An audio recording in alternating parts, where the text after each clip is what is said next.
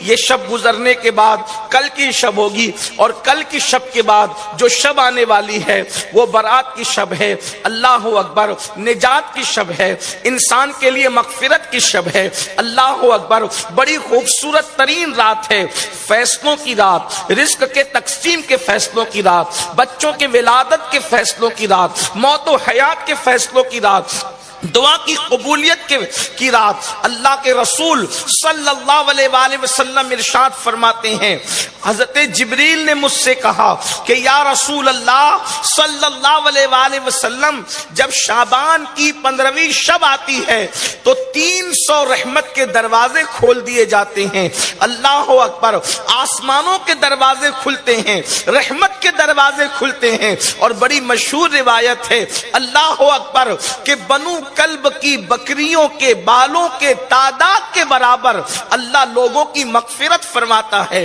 کتنے بندے بخشے جاتے ہیں، اللہ اکبر، غروب آفتاب سے لے کر کے صبح صادق تک اللہ کی رحمتوں کی چھما چھم برسات ہوتی ہے، اور اللہ کی طرف سے اعلان ہوتا ہے کوئی بندہ مغفرت کا طالب تاکہ اس کی مغفرت کی جائے، ہے کوئی بندہ روزی کا طالب تاکہ اس کو روزی عطا کی جائے، ہے کوئی بندہ دل کی مراد مانگنے والا تاکہ اس کی مراد پوری کی جائے۔ اندازہ فرمائیں، قدرت کی طرف سے خود اعلان ہو رہا ہے، اللہ اکبر، یہ کسی دنیا دار کا اعلان نہیں ہے کہ اعلان کرنے کے بعد مکر جائے، یہ کسی سیاسی انسان کا اعلان نہیں ہے کہ اعلان کے بعد بھی عطا نہ کرے، واللہ یہ میرے رب کا اعلان ہے، جس کے بارے میں اللہ نے خود فرمایا، قل صدق اللہ، اے محبوب آپ فرما دے کہ اللہ سچا ہے۔ ایک مقام پر فرمایا ان اللہ لا یخلف المیعاد، کہ بے شک اللہ اپنے وعدے کے خلاف نہیں کرتا۔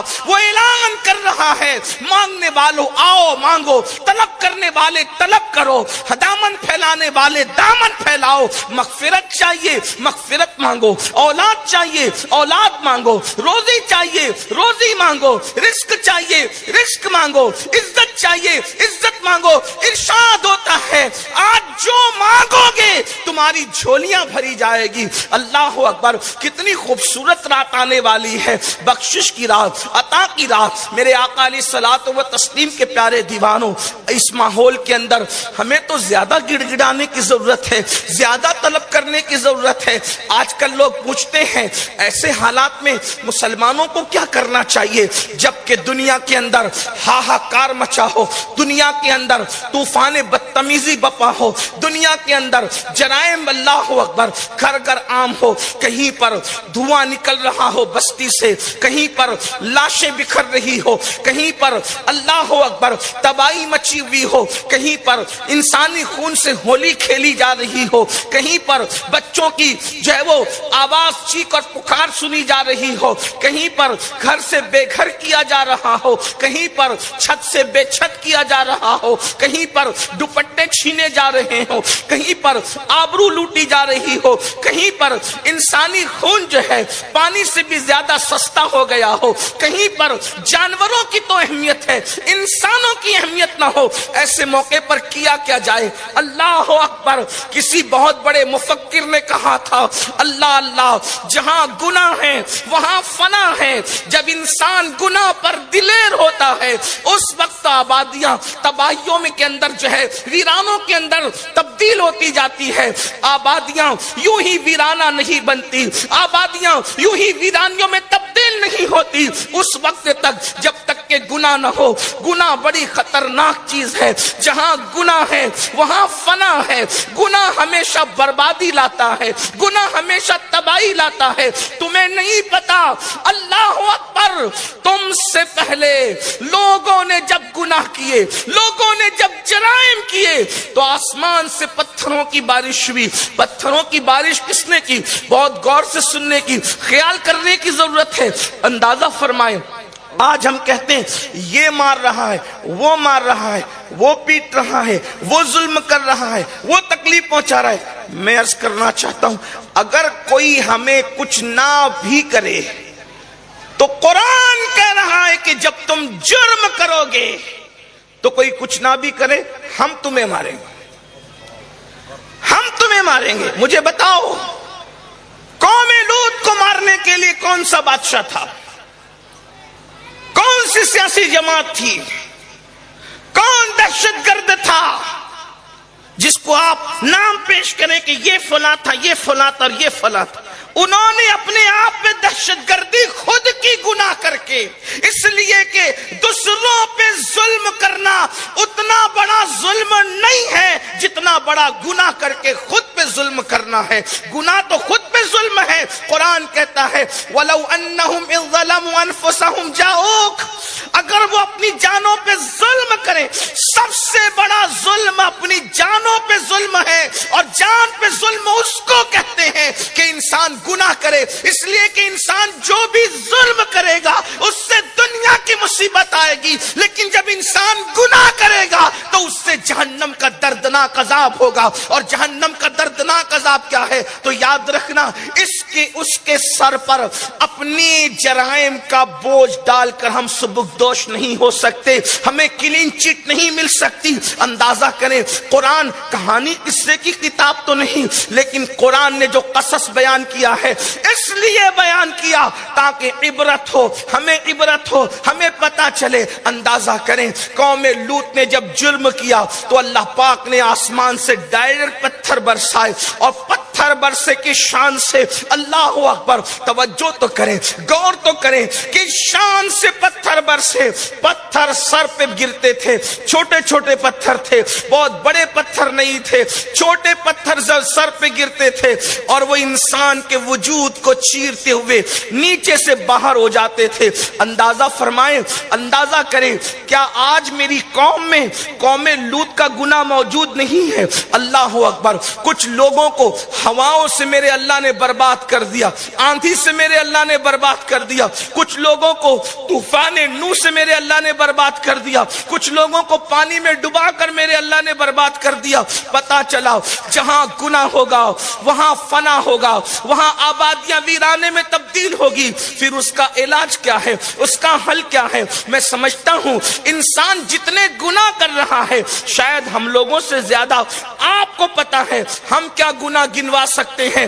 آپ کو جو گناہ کے بارے میں علم ہے، اللہ اکبر، قوم لوط کا عمل اس قوم کے اندر موجود، قوم عاد کا گناہ اس قوم کے اندر موجود، قوم سمود کا گناہ اس قوم کے اندر موجود، اللہ اکبر، قوم شعیب کا گناہ اس قوم کے اندر موجود، قوم نوح کا گناہ اس قوم کے اندر موجود۔ وہ کون سا گناہ ہے جو ہم نہیں کر رہے ہیں؟ یاد رکھنا، انہوں نے تو دو چار گناہ کیے، اور اس کے بعد ان پہ پتھر برس گئے، ان پہ ہوائیں آ گئی، ان پہ سیلاب آ گیا، ان پہ آندھیاں آ گئی، اللہ اکبر، ان پہ زلزلے آ گئے، ان پہ چنگاڑ آ گئی، اللہ اکبر۔ کبھی کبھی ان پہ جوؤں کا عذاب آیا، ان پر خون کا عذاب آیا، ان پر دیمک کا عذاب آیا، ان پر مینڈک کا عذاب آیا، طرح ان پہ الگ الگ قسم کے عذابات آتے رہے۔ لیکن مسلمانوں، آج اجتماعی طور پر ہم پر اس لیے عذاب نہیں آتا، اس لیے کہ ہمارے درمیان آمنہ کے لال مصطفیٰ جان رحمت اللہ کے محبوب موجود ہے،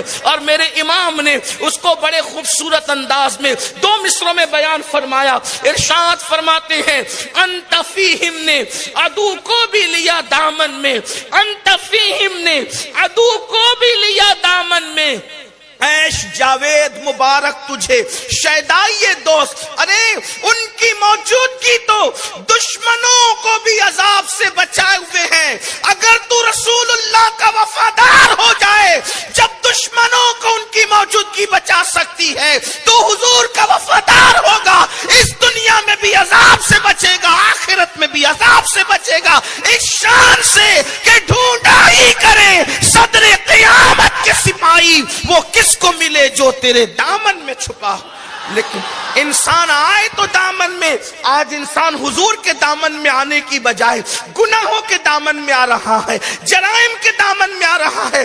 اللہ کے بندو، جہاں گناہ ہے وہاں فنا ہے، اور اگر گناہوں کے وبال سے، جرائم سے بچنا ہے تو آئیے اس کا بہترین علاج یہ ہے کہ اللہ کی بارگاہ میں گڑ گڑاؤ، اللہ کی بارگاہ میں سچی توبہ کرو۔ ایک حدیث پاک مشکات شریف کی پیش کر کے اپنی بات کو مکمل کرتا ہوں۔ اللہ اکبر، اللہ کے سچے نبی صادق و مصدوق مصطفیٰ کریم رؤوف الرحیم صلی اللہ علیہ وآلہ وسلم ارشاد فرماتے ہیں، حدیث پاک کا مفہوم ہے، حدیث قدسی ہے۔ اللہ پاک ارشاد فرماتا ہے، اللہ پاک کا فرمان ہے، ارشاد فرماتا ہے، وہ کہتا ہے کہ میں ہی اللہ ہوں، وہ کہتا ہے میں ہی اللہ ہوں، میں ہی معبود ہوں، اور ہم بے شک اس کا اقرار کرتے ہیں لا الہ الا اللہ۔ جواب دے دیں سب لوگ، اللہ کہتا ہے میں ہی معبود ہوں، بے شک مولا تو ہی معبود ہے۔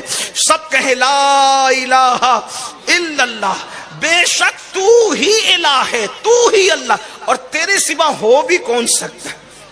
اس لیے کہ ہم نے تجھے دیکھا نہیں، لیکن انشاءاللہ جنت میں تیرا دیدار کریں گے، مگر ہمیں اندازہ یہ ہوتا ہے جب تیرا بنایا ہوا یوسف اتنا خوبصورت ہے، تیرا بنایا ہوا ابراہیم اتنا خوبصورت ہے، تیرا بنایا ہوا آمینہ کا لال اتنا خوبصورت ہے، جس کو تو نے بنایا ہے ان کے حسن کی کوئی مثال نہیں ہے، تو بنانے والے کے حسن کا عالم کیا ہو؟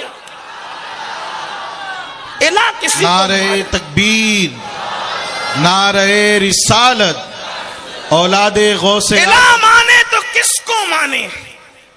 تھوڑا ٹائم بچا لیں، صرف 2 نعرے لگائیں ٹائم بچانے کے لیے۔ سب نعروں کو مانتا ہوں لیکن اختلاف کسی نعرے سے نہیں، تکبیر اور رسالت کا نعرہ صرف ٹائم بچانے کے لیے آج کے دن۔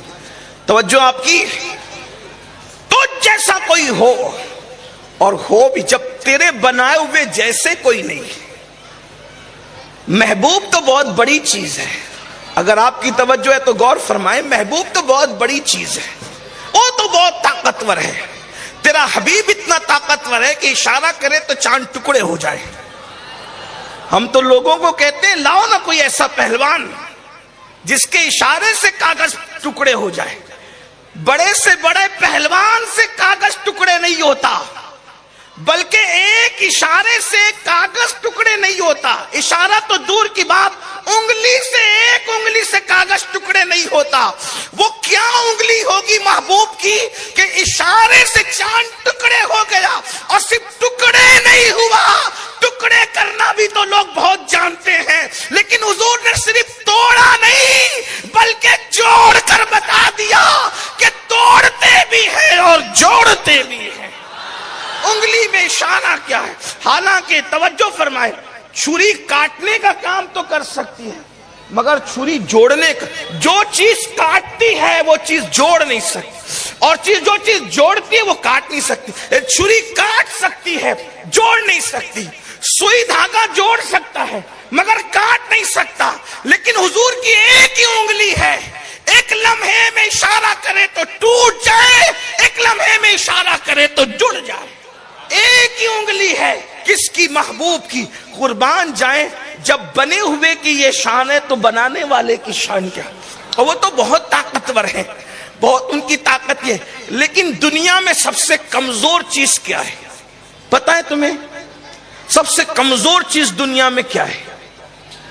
تو اس کو محققین کہتے ہیں دنیا میں سب سے جو کمزور چیز ہے اسے مکڑی کا جالا کہتے ہیں، بلکہ اس پہ قرآن بھی شاہد ہے۔ قرآن نے بھی مکڑی کے جالے کو بہت کمزور ثابت کیا۔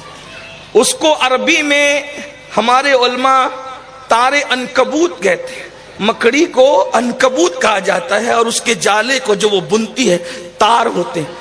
کتنا کمزور ہے وہ کہ اگر ایک دن کا نہیں بلکہ چند گھنٹے کا بچہ جو ابھی آج ہی پیدا ہوا، اس کی انگلی اگر لگ جائے تو وہ مکڑی کا جالا ٹوٹ جائے۔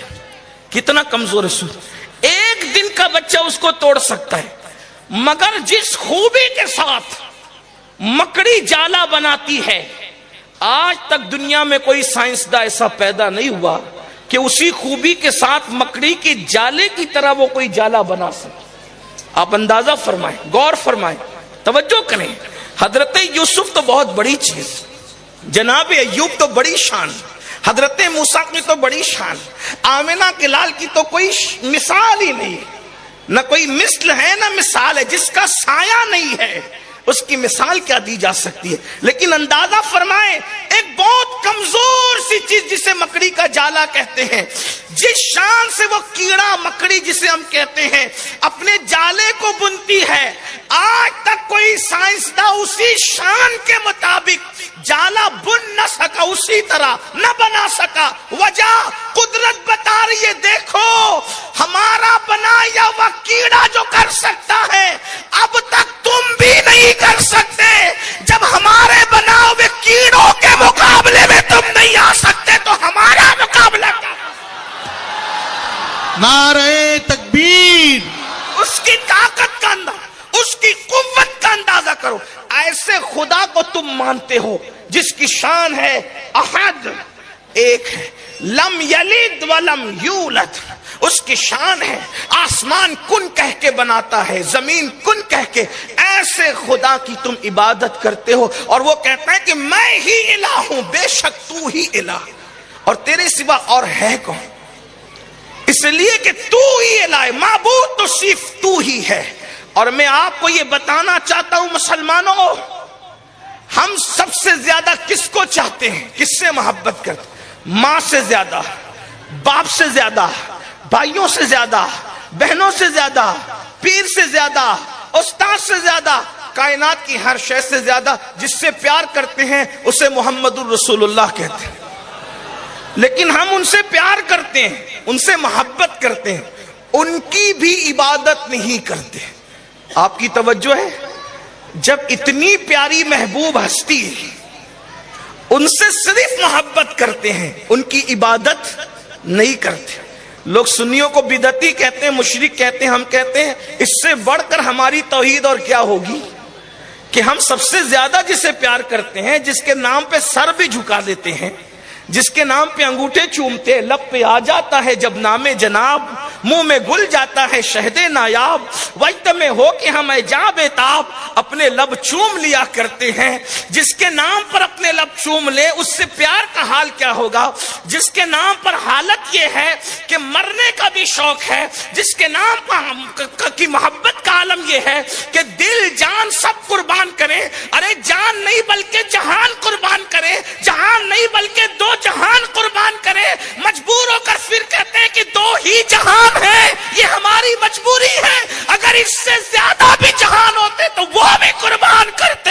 کرو تیرے نام پہ جا فدا، نہ بس ایک جہاں دو جہاں فدا، دو جہاں سے بھی نہیں جی بھرا، کروں کیا کروڑوں جہاں نہیں، کیا کریں؟ ہمارے بس میں نہیں ہے، یہ ایک جان کیا ہے؟ اگر ہو کروڑوں تیرے نام پہ سب کو بارہ کروں میں۔ اور بہت مزے میں فرماتے کہتے ہیں تیرے نام پہ سر کو قربان کر کے تیرے سر سے صدقہ اتارا کرو۔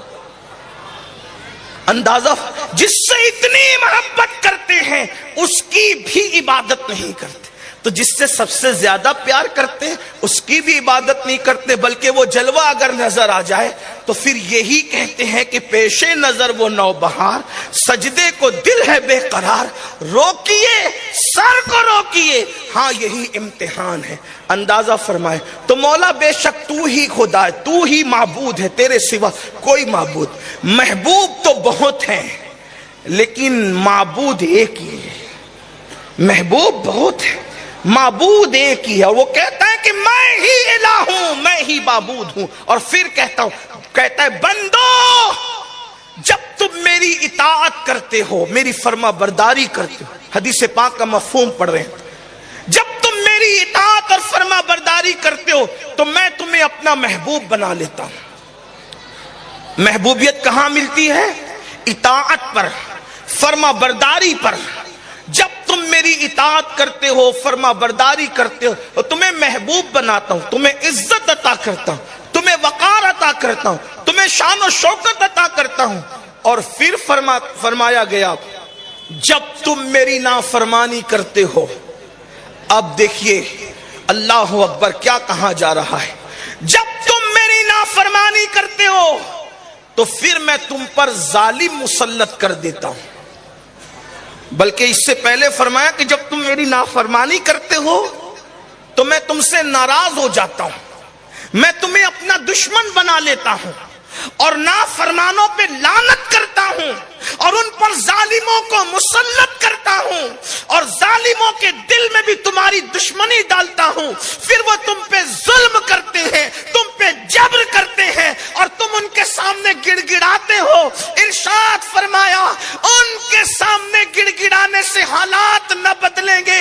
इरशाद फरमाया अगर गिड़गिड़ाना है तो मेरी बारगाह में गिड़गिड़ाओ, अगर रुजू करना है तो मेरी बारगाह में रुजू करो, तौबा करना है मेरी बारगाह में तौबा करो। देखो अल्लाह रब्बुल इज्जत इरशाद अपने महबूब की जबान के जरिए से हमें फरमा रहा है, हदीस कुदसी में बताया जा रहा है, अगर दुनिया के हालात बदलने लगे, अगर दुनिया के हालात तब्दील होने लगे, अल्लाह अकबर, अगर जुल्म सर चढ़ने लगे तो आका अलैहिस्सलाम हदीस कुदसी बयान करते हुए इरशाद फरमा रहे, अल्लाह फरमाता है औरों के पास गिड़गिड़ाने की बजाय अल्लाह की बारगाह में अपने गुनाहों पर रो, अपने गुनाहों पर आंसू बहाओ, रब की बारगाह में गिड़गिड़ाओ। अंदाजा फरमाए हम हर दरवाजे पर जाने के लिए तैयार है, क्या रब की बारगाह में आने के लिए भी तैयार है? हम सबके पास जाने के लिए तैयार है, क्या रब की चौखट पर भी गिड़गिड़ाने के लिए तैयार है? और याद रखना कहीं भी गिड़गिड़ाओ, हर जगह गिड़गिड़ाने से इज्जत जाती है। एक ही दर है जहां गिड़गिड़ाने से इज्जत नहीं जाती बल्कि इज्जत बढ़ जाया करती है। और जगह आंसू बहाओ तो वो पानी बन करके बह जाते हैं, रब की बारगाह में आंसू बहाओ तो वो मोती बना करके चुन लिए जाते हैं, मोती बना करके उठा लिए जाते हैं, मोती बना के शान करीमी ने चुन लिए। कतरे जो थे मेरे अरक़ इन्फिआल के, अल्लाह अकबर, ये आंसू जो अल्लाह की मोहब्बत में गिरते हैं, अल्लाह रब्बुल इज्जत की मोहब्बत में गिरते हैं, ये जहन्नम की आग को ठंडा करने की ताकत रखते हैं, जहन्नम की आग को सर्द करने की कुव्वत और सलाहियत रखते हैं। इसलिए अल्लाह के बंदो रब की बारगाह में रुजू करो, रब की बारगाह में गिड़गिड़ाओ। अल्लाह अकबर, जब तक मेरी कौम के जवान रातों को रोने वाले थे, रब की बारगाह में गिड़गिड़ाने वाले थे, आहो बुका करने वाले थे, तब तक हालत ये थी हर जगह मुसलमान इज्जत पाता था, हर जगह मुसलमान वकार पाता था, हर जगह मुसलमान जो है आबरू के साथ जिंदगी गुजारता था। हालत ये थी दी अजाने कभी यूरोप के कलीसाओं में, दी अजाने कभी यूरोप के कलीसाओं में और अफ्रीका के तपते हुए सहराओं में। दश्त तो दश्त है, दरिया भी ना छोड़े हमने, बहरे जुल्मात में दौड़ा दिए घोड़े हमने।